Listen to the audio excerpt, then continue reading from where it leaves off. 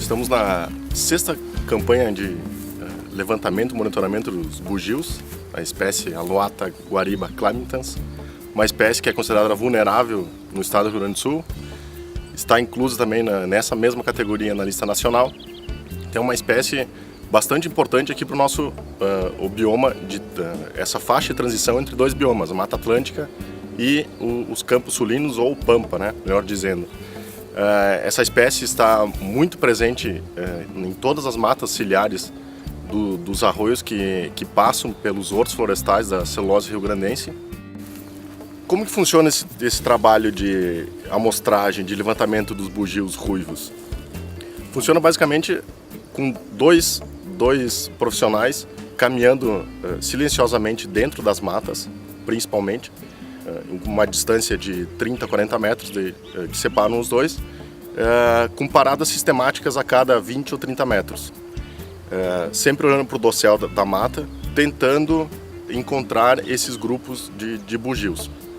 Há também um trabalho feito nos locais onde são mais elevados, fora das matas, que é feita uma varredura através de binóculos, que isso possibilita enxergar esses indivíduos que estão em cima da copa das árvores, que muitas vezes embaixo, por dentro do mato, fica difícil a visualização. São caminhadas desde o começo do dia até o entardecer. Então são basicamente 8 horas de procura por dia, ao longo dessas 6 campanhas que vêm desde o ano de 2013.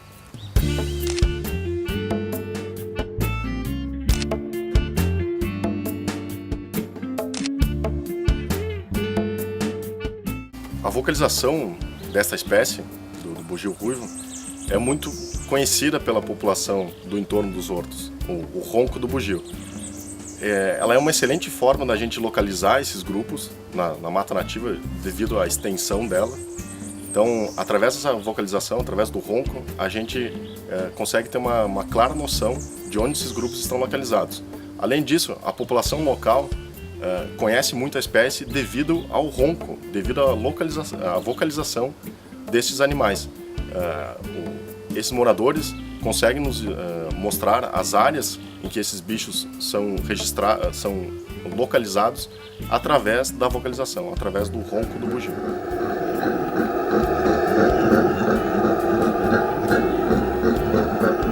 Como todo o trabalho, né, que está sendo desenvolvido, para a localização desses animais, o bom mesmo é o entardecer ou amanhecer, que eles vocalizam bastante, né?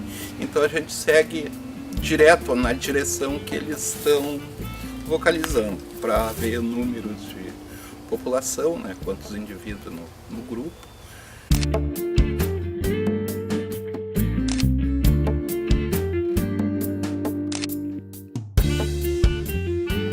Já visitamos 19 hortos e em todos eles foi constatada a presença ou visual ou através de registros dos moradores das proximidades. Já localizamos, se considerarmos cada avistamento como um novo indivíduo, já estamos em 120 indivíduos que representam 27 grupos nesses 19 hortos florestais abrangidos pela celulose rio-grandense, principalmente nas matas ciliares do Arroio Calombos, Arroio dos Ratos, Arroio dos Cachorros e também pela costa do Arroio Francisquinho. Na maioria desses grupos que foram encontrados, que foram registrados, são 2 fatos que chamam muita atenção. São grupos que têm mais de um macho, então de 1 até 4 machos já foram registrados. Então isso caracteriza que são grupos multimachos. O que isso representa? Conforme diz a literatura, aí, esse gênero, Alouatta, quando tem a presença de mais de um macho nos grupos, representa ou que eles vivem em áreas pequenas, que é uma estratégia para conseguir alimento, e uma estratégia para conseguir defender o território. Então, por isso que tem a presença de mais de um macho em cada um dos grupos. E além disso, um fato que chama muita atenção, em praticamente todos desses 27 grupos registrados até o momento, que não seja só apenas o casal, tem a presença de jovens, de juvenis. Então, representa que a espécie está se reproduzindo aqui nessa região dos hortos florestais da celulose rio-grandense. Inclusive aqui próximo da rodovia se tem achado muito bicho atropelado, então a gente quer ver se esses grupos estão atravessando a estrada ou não. Eu vi eles no chão junto ao acostamento, onde existe bastante grãos, né, com milho, soja, e eles estavam junto ao acostamento, talvez seja por isso, ou na tentativa de atravessar. Como não tem local disponível suficiente para eles atravessar por cima, eles atravessam pela rodovia e geralmente são atropelados. Ao longo dessas 6 campanhas que já foram feitas desde 2013, a gente tem reparado que há uma significativa conservação das áreas de preservação permanente, ou seja, das matas ciliares no entorno dos arroios que cortam ou passam nos limites dos hortos florestais da celulose rio-grandense. Essa medida é de fundamental importância porque ela permite que essas matas ciliares fiquem conservadas e cheguem a um extrato, uma altura possível de passagem do bugio ruivo por essas matas. Então, essas matas permitem o trânsito dos bugios ruivos ao longo das áreas de preservação permanente. Essa é uma das medidas principais para a preservação da espécie. Outras medidas que a gente já tomou conhecimento, que há um corte não total dos eucaliptos nos hortos florestais de grandes dimensões. Isso também é uma medida muito bem-vinda, porque ela não vai modificar a paisagem drasticamente naqueles locais. Então, a fauna desses locais, não só a de bugio, mas de todos os outros animais que estão nessas matas ciliares dos hortos florestais, elas não vão sofrer não vão ter um impacto visual, portanto elas têm maior probabilidade de permanecer naquelas matas ciliares.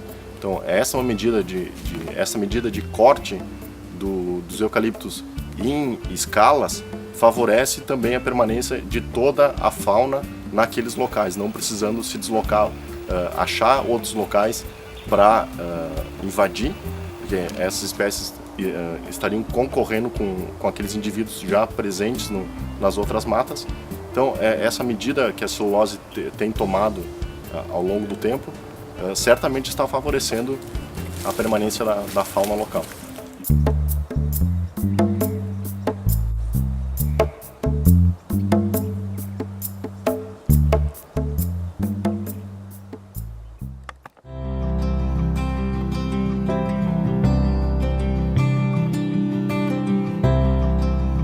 Anisolepis ondulatus é uma espécie ameaçada de extinção no Brasil, extremamente rara e com pouquíssimos registros no nosso estado. Em vista disso, poucos dados se tem sobre a biologia dessa espécie. Então, qualquer registro sobre o lagarto é fundamental para a conservação e o conhecimento desse lagarto. Então, o nosso objetivo do monitoramento é a confirmação da espécie no Horto Cerro da Lagoa, em vista de um registro prévio que nós obtivemos durante o monitoramento da herpetofauna. Então, além da confirmação do registro, nós buscamos também obter dados ecológicos e também encontrar algumas estratégias de manutenção e conservação da espécie no horto.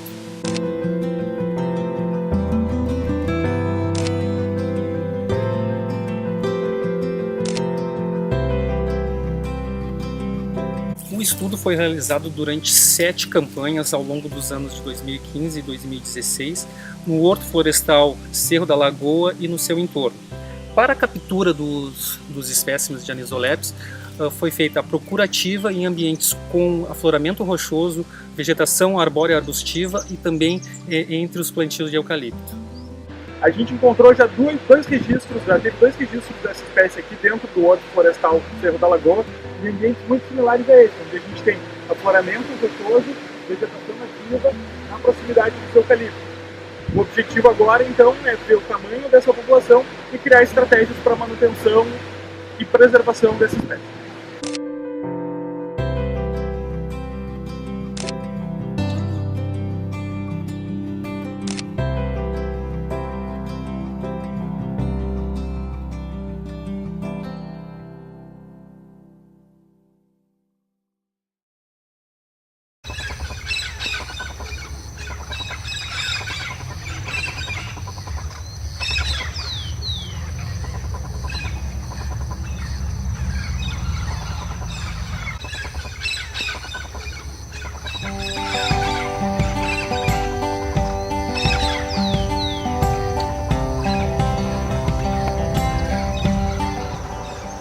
O objetivo principal do monitoramento de papagaios charões nos hortos florestais são localizar e contar a população presente nesses hortos, identificar potenciais dormitórios e áreas de alimentação e reprodução nas cercanias desses hortos, além de estabelecer medidas para a manutenção nessas áreas, a fim de contribuir com a permanência e subsidiar recursos tanto naturais, que são as áreas remanescentes próximas aos hortos, como essa área de dormitório que é bastante importante para a manutenção dessa espécie.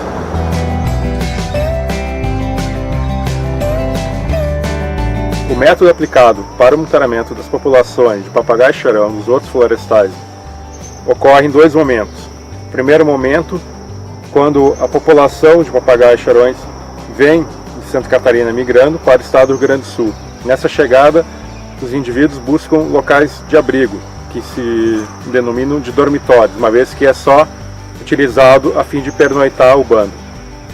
No segundo momento, é quando ocorre a aglomeração desses indivíduos que já se reproduziram e que estarão daqui a pouco retornando para Santa Catarina.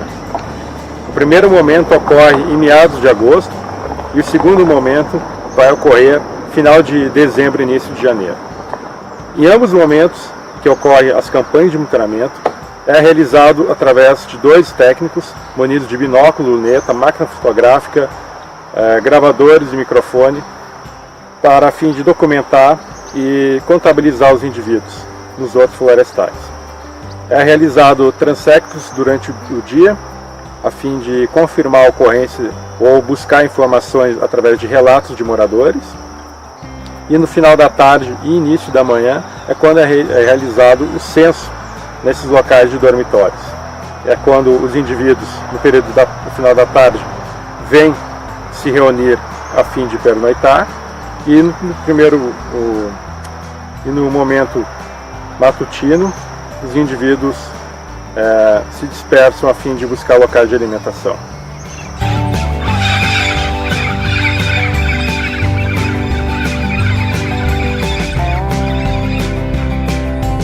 O Horto Mounu caracteriza-se como um local de dormitório relevante para a espécie devido à grande quantidade de indivíduos que ocupam os plantios de eucalipto.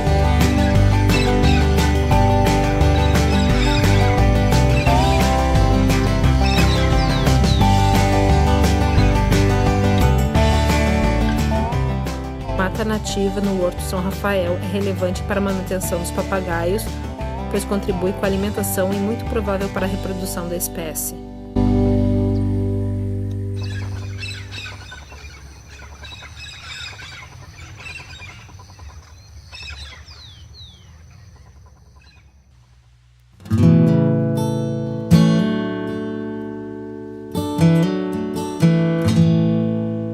Peixes anuais. São peixes que têm um ciclo de vida bastante peculiar, vivem em ambientes temporários que alagam e secam ao longo do ano. E a estratégia de vida dessas espécies é crescer, se desenvolver e reproduzir no curto espaço de tempo em que o corpo d'água fica úmido, né? Após isso, a desova é feita no substrato e os ovos devem resistir a um tempo determinado de ressecamento. Quando houver uma nova inundação, cheia, esses ovos vão se desenvolver novamente, dando continuidade ao ciclo. Esse tipo de estudo com esse grupo específico de animais é feito em função de que são ambientes bastante restritos, esses alagados temporários, e que eles sofrem uma grande pressão por serem facilmente impactados por diferentes tipos de obras. E essas espécies geralmente têm a distribuição geográfica bastante restrita, o que já coloca elas praticamente como em perigo de extinção em praticamente qualquer espécie considerada. Poucas delas têm uma distribuição geográfica mais ampla, então muitas delas estão... o maior número de espécies de peixes de água doce no nosso país que estão em lista de espécies ameaçadas pertence a esse grupo de família, da família Rivulidae, com os peixes anuais. O procedimento de amostragem de peixes anuais, feito geralmente em banhados com pouco ou nenhuma correnteza, é utilizado esse tipo de equipamento, que a gente chama de pulsar, consiste numa armação metálica com uma rede costurada em forma de saco, e ele é empregado de duas maneiras nesses corpos d'água, fazendo um movimento junto ao substrato ou um lançamento vertical em direção à vegetação ou locais onde o biólogo considere que possa encontrar a espécie. Esse tipo de metodologia é o mais eficaz para a amostragem de peixes anuais e tem ótimos resultados em termos de abundância e frequência de espécies nos ambientes amostrados.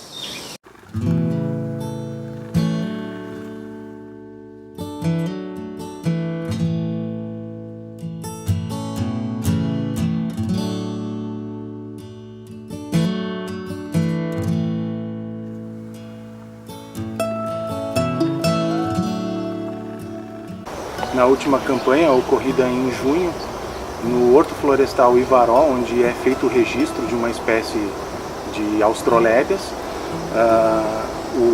a plantação foi toda cortada e ainda assim a gente conseguiu encontrar a espécie no habitat que ela vem sendo registrada, essencialmente porque o horto não ocupa áreas junto da área de ocorrência da espécie.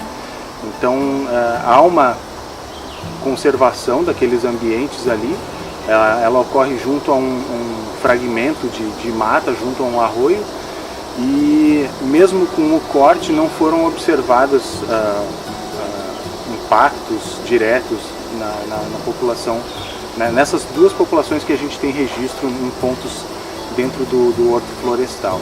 Está sendo possível encontrar então a espécie.